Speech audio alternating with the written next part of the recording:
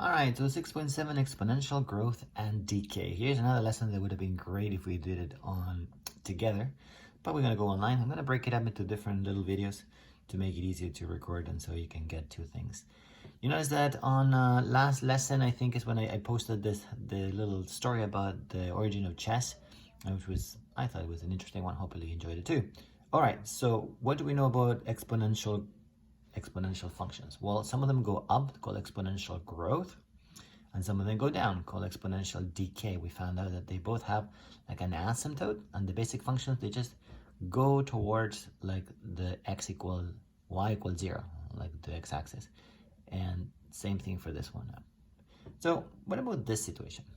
I'm sure you've heard of this, like phone trees, when somebody calls somebody else and this person calls two people and this person calls two people and they get more and more and more, like the thing of the pennies, right?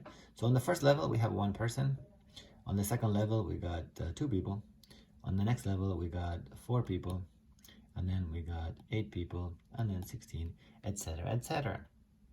Now that's great if we're going to do it one by one, but whenever we need to find out like on the 20th line, that would be a pain for us to really go through it. So we got to come up with an equation.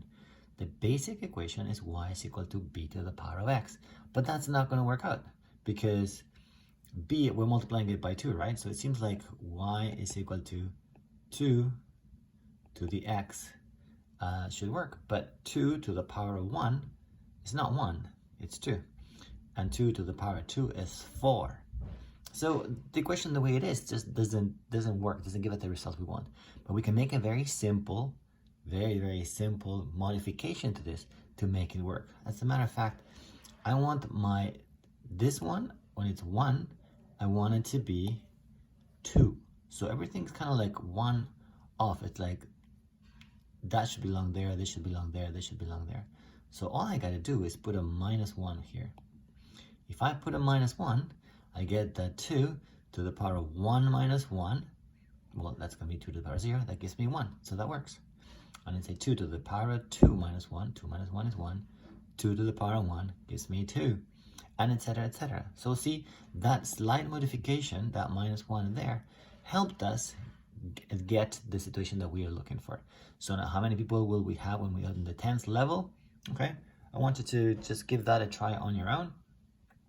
Make a guess, and you would say, okay, y is equal to 2 to the 10 minus 1 is 2 to the power of 9, and 2, let me go here, 2 to the power of 9 is 512. So you got 512 people. Okay, cool. But what if instead of getting 2 people, everybody gets 3 people? How would that modify the situation?